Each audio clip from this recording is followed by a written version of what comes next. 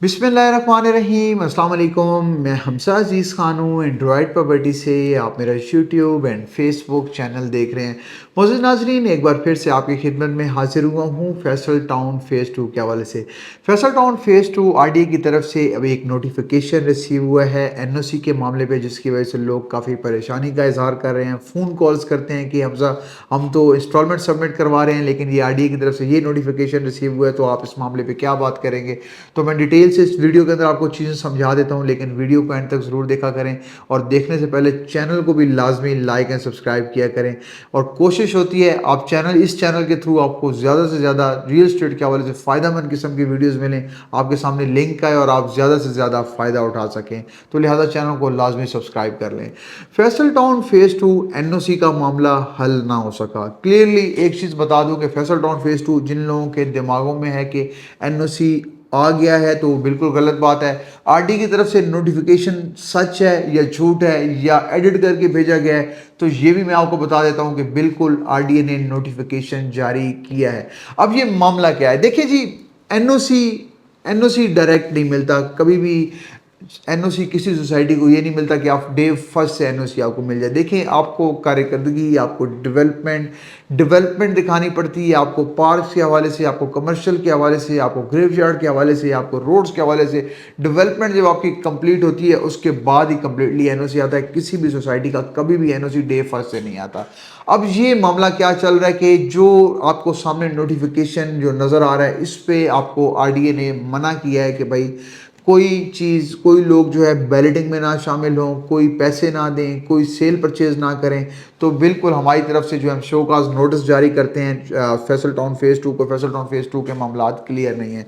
देखिए, अब ये मामला है क्या, ये आपको समझाता हूँ। देखिए, सबसे पहले जो मामला होता है वो एलओपी का होता है। एलओपी क्लियर होता है, उसके बाद एनओसी की तरफ जो है स्टार्ट चीज़ें एलओपी से होती हैं। देखिए, ये मामला जो फैसल टाउन फ़ेज़ 2 का चौधरी मजीद साहब का चल रहा है, कमर्शियल और ग्रीन बेल्ट के ऊपर चल रहा है। कमर्शियल का एरिया कुछ ज़्यादा है, वो कम करवाना चाह रहे हैं। ग्रीन बेल्ट का एरिया जो है ज़्यादा करवाना चाह रहे हैं।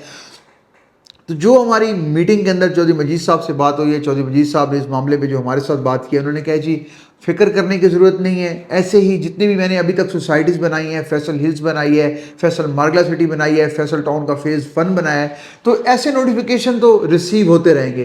कौन सी सोसाइटी है अभी तक इस्लामाबाद के अंदर 50 to 70% सोसाइटीज़ ऐसी हैं जो अभी तक आरडीए देखें।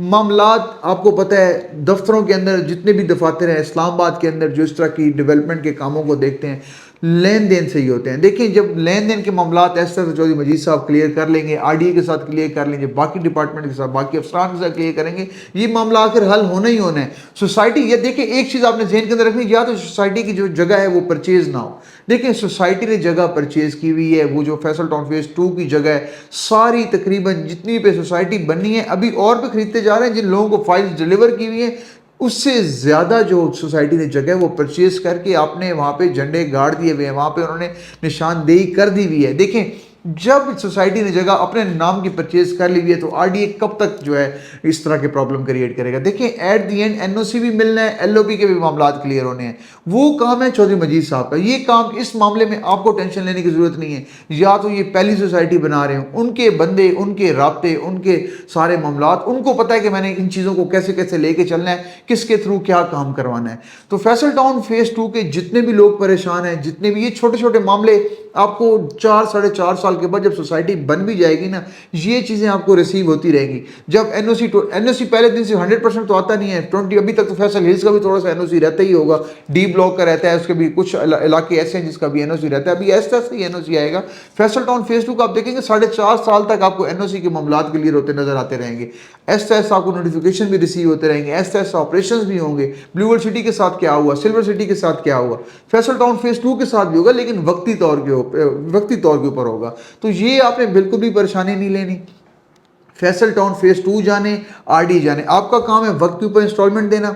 बैलेटिंग अगर उन्होंने कहा कि 11 मई को नहीं है तो आपने 11 मई ज़हन के अंदर रखनी है, कि ये नहीं कि जी मैंने किस्तें नहीं देनी, मैंने फ़ाइल बेचनी है। आज आप फ़ाइल बेचते हैं, बैलेटिंग में नहीं जाते, 27 तारीख तक आपके पास टाइम है। आपकी फ़ाइल अगर आज माइनस के अंदर है तो जब बैलेटिंग में नहीं जाएंगे तो मज़ीद माइनस के अंदर आएगी, और आप इसी आरडीए के मामलात को ही देखते रहेंगे। देखें, आरडीए के साथ मैं बार बार कह रहा हूँ, आपका लेना देना क्लाइंट्स का, एंड यूज़र का नहीं है। ये चौधरी मजीद साहब के मामलात हैं, हम उनसे बात कर चुके हैं, उन्होंने तकरीबन मामला इसको हल कर लिया है, उन्होंने आरडीए के साथ बात कर ली हुई है।